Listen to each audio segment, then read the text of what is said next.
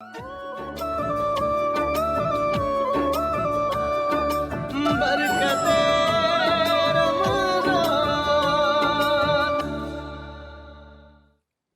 آمدید. چلتے ہیں اس سیگمنٹ کی جانب جس میں علم کی بات ہوتی ہے علماء کے ساتھ اور عقیدت کے پھول نچھاور کرتے ہیں ہمارا ثنا خواں. سیگمنٹ کا نام ہے بزم علم و عقیدت.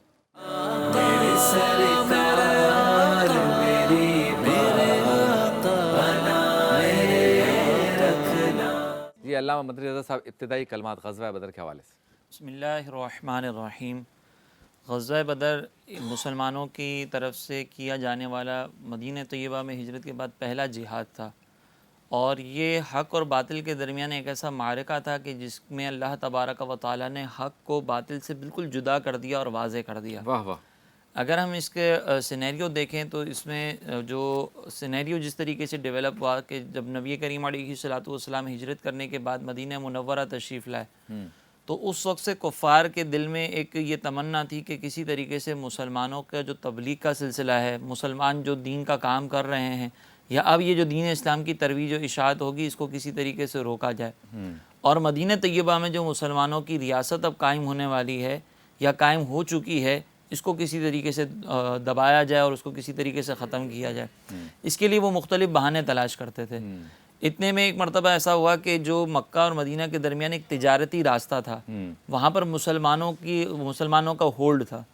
تو ادھر سے جو ہے وہ ایک قافلہ گزر رہا تھا جس میں اس کے یوں سمجھ لیں کہ وہاں سے جو بھی تجارتی سامان جاتا تھا تو سرکار علیہ الصلوۃ والسلام نے وہاں پر پہرا دینے کے لیے کچھ صحابہ کو منتخب کیا تھا. تو وہ جو پہرے داری کے لیے منتخب تھے ان میں ایک قافلہ جو ہے وہ ایک یوں سمجھ لیں کہ سریہ حضرت عبداللہ بن جاحش کا تھا. تو اس عبداللہ بن جاحش رضی اللہ تعالیٰ عنہ کی طرف سے جو قافلہ مقرر تھا ان کے درمیان اور ایک تجارتی قافلے کے درمیان جھڑپ ہو گئی.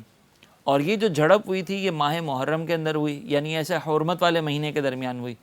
تو اب یہ جب رجب کے اندر جب یہ حرمت والے مہینے کے درمیان ہوئی تو انہوں نے آپس میں جو ہے وہ یہ طے کیا کہ اب مسلمانوں کے خلاف ہم پروپیگنڈا کرتے ہیں کہ مسلمانوں نے جو ہے وہ حرمت والے مہینے کی پامالی کر دی، اس کی حرمت کو ختم کر دیا. اس پروپیگنڈے کو وہ لے کر اٹھے اور پھر جو ہے وہ انہوں نے منصوبہ بنانا شروع کر دیا کہ اب ہمیں مسلمانوں سے بدلہ کیسے لینا ہے. اور اس میں ایک حضرمی نامی شخص جو ہے وہ قتل بھی ہو گیا تھا جو کفار کی طرف سے تھا، اور کچھ کو قیدی بھی بنا لیا تھا. تو وہ جو حضرمی تھا اس کی اگرچہ سرکار علیہ الصلوۃ والسلام نے خون بہا ادا کر دیا تھا، لیکن اس کے گھر والے یہ چاہتے تھے کہ کسی طریقے سے اور انداز سے بدلہ بھی لیا جائے. تو پھر جب ایک معاملہ ایسا ہوا کہ کچھ عرصے کے بعد حضرت ابو سفیان رضی اللہ تعالیٰ عنہ جب تک کہ وہ ایمان نہیں لے کر آئے تھے تو وہ کفار کا تجارتی قافلہ لے کر جو ہے وہ جا رہے تھے. تو ان کو ایسا محسوس ہوا کہ اب مسلمان جو ہے وہ حملہ کرنے والے ہیں، اور یہ جو تجارتی قافلہ جا رہا تھا اس میں مقصد ان کے پیچھے یہ تھا کہ ہم بہت زیادہ ساز و سامان لے کر جائیں گے، ہتھیار اپنا بہت سارا جمع کریں گے، اور اس تجارت کے نتیجے میں جو بھی ہمارا نفع ہوگا وہ ہم مسلمانوں کے خلاف استعمال کریں گے. تو حضرت ابو سفیان رضی اللہ تعالیٰ عنہ اس وقت جو ہے وہ اس وقت یوں سمجھ لیں کہ ایک مخمصے میں تھے کہ کہیں ایسا نہ ہو کہ میرے اس تجارتی قافلے کے اوپر جو وہ حملہ ہو جائے. تو رستے میں ان کو کچھ ایسا محسوس ہوا تو انہوں نے فوری طور پر جو وہ مکے میں سرداروں کو خبر پہنچائی کہ مسلمان جو ہے وہ حملہ آور ہونے والے ہیں. تو وہاں پر انہوں نے تیاری شروع کر دی.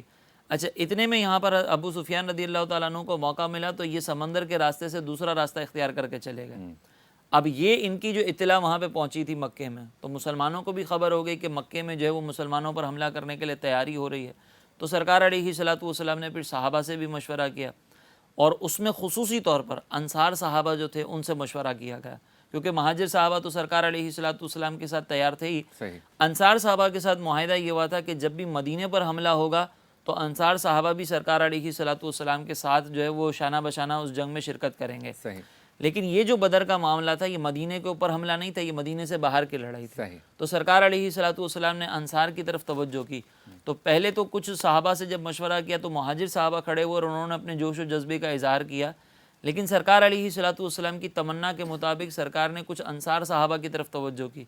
تو ان انصار صحابہ نے یہ بھانپ لیا کہ سرکار علیہ الصلوۃ والسلام جو ہے وہ ہم سے کچھ چاہ رہے ہیں، سرکار کی خواہش یہ کہ ہم اپنے جذبے کا اظہار کریں. تو ایک ایک کر کے صحابہ کھڑے ہوئے، کسی نے کہا کہ یا رسول اللہ اگر آپ ہمیں حکم دیں گے تو ہم جو ہے وہ دریا میں بھی گھوڑے دوڑا دیں گے، اگر آپ ہمیں حکم دیں گے تو ہم دریا میں چھلانگیں لگا دیں گے.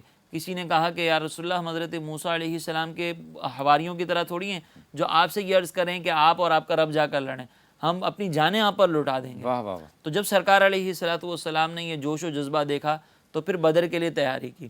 اب وہاں پر جو ہے وہ ابو سفیان جب جا چکے تھے تو مکے والوں کو یہ اطلاع مل گئی تھی کہ ابو سفیان کا جو قافلہ ہے وہ صحیح سلامت ہے، تو کچھ لوگوں نے مشورہ بھی دیا کہ جو ہے نا وہ جنگ نہ لڑی جائے، لیکن ابو جہل جو ہے وہ اس پر تیار تھا کہ ہم یہ جنگ کریں گے، یہ جہاد کریں گے، اور پھر جو ہے وہ وہاں سے جنگ کے لیے آئے اور ہزاروں کا لشکر لے کر آئے۔ ادھر مسلمان چونکہ اچانک تیاری میں تھے تو 313 افراد تھے، تیاری بھی اتنی بہت زیادہ نہیں تھی، لیکن ہم یہ دیکھتے ہیں کہ یہ مسلمان جب اللہ تبارک و تعالیٰ پر توکل کر کے نکلے تو ان کے توکل کی جیت ہوئی اور ان کے اسباب ہار گئے، کیا بات، ان کے ایمان کی جیت ہوئی اور ان کا کفر ہار گیا۔ کیا بات، یہ معرکہ تھا جس سے پتہ چلتا ہے کہ یہ یوم الفرقان بھی تھا، واہ، اور یہ حق اور باطل کے درمیان ایک بہت بڑا امتیاز قائم کرنے کی زبردست اللہ تبارک و تعالیٰ نے سبب بنا دیا غزوہ بدر کو۔ کیا بات ہے۔ آپ سے ملاقات ہوتی ہے مختصر سے وقفے کے بعد۔